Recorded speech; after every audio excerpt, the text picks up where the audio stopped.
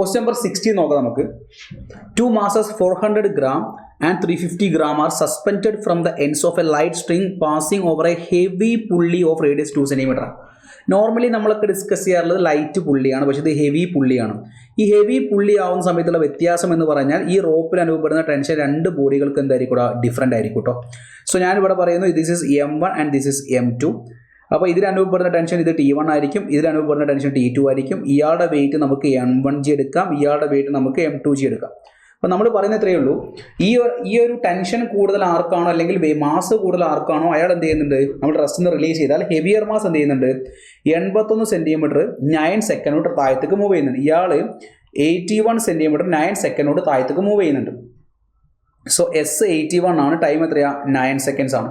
അപ്പോൾ നമുക്ക് എന്ത് പറയാം, ഇവിടെ ഉണ്ടാവുന്ന S is equal U T plus half A T സ്ക്വയറിൽ ഇവിടുത്തെ ആക്സിലറേഷൻ നമുക്ക് 2s/t² വരും. ആ താഴത്തേക്ക് പോയ പുള്ളിയുടെ ആക്സിലറേഷൻ അല്ലെങ്കിൽ സിസ്റ്റത്തിൻ്റെ ആക്സിലറേഷൻ എങ്ങനെ കിട്ടും, 2 × 81 ഇൻറ്റു 10⁻⁻² t² എത്രയാ 9ൻ്റെ സ്ക്വയർ എത്രയാ 81 അല്ലേ.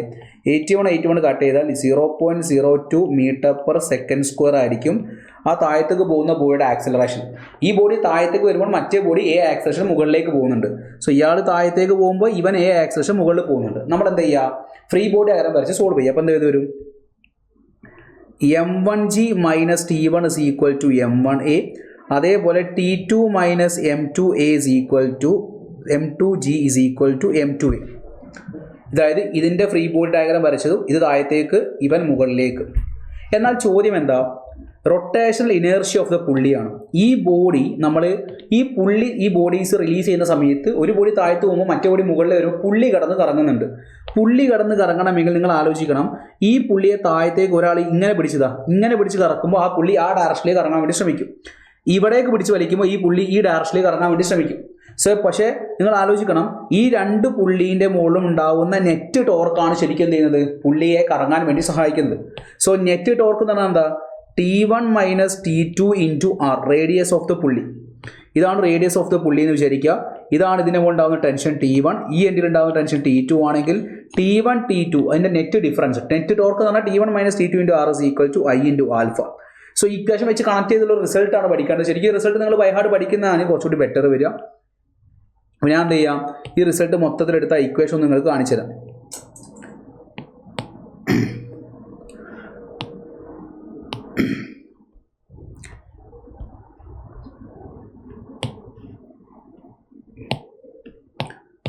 Okay, so what is alpha here? T1 - T2 × R is equal to I × alpha. Alpha എന്ന് പറഞ്ഞാൽ A/R അല്ലേ. ആൽഫ എന്ന് പറഞ്ഞാൽ എന്താ മക്കളെ, A/R ആണ്.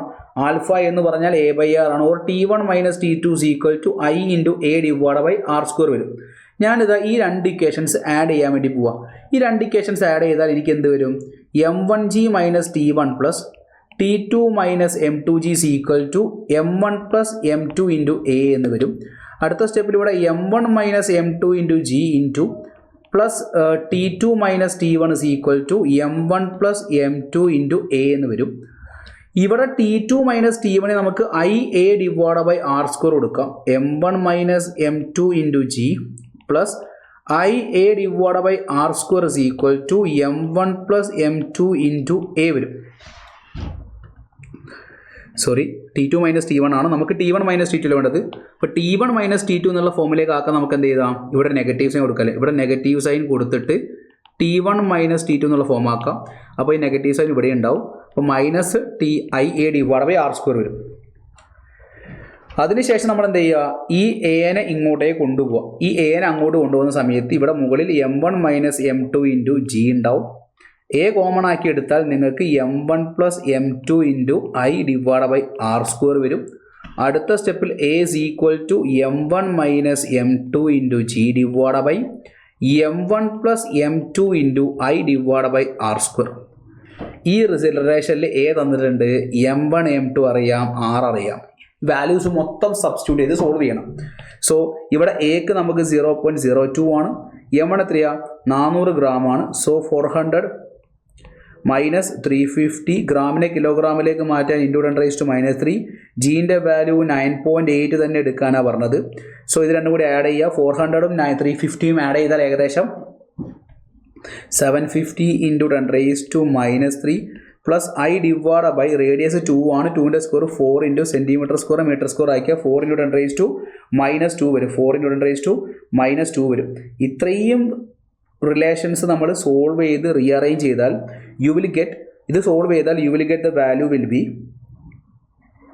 I is equal to 9.5 into 10 raised to minus 3. ഇത് സോൾവ് ചെയ്താൽ കിട്ടുന്ന മൊമെൻറ്റ് ഓഫ് ഇനേർഷ്യയുടെ വാല്യൂ ആണിത്.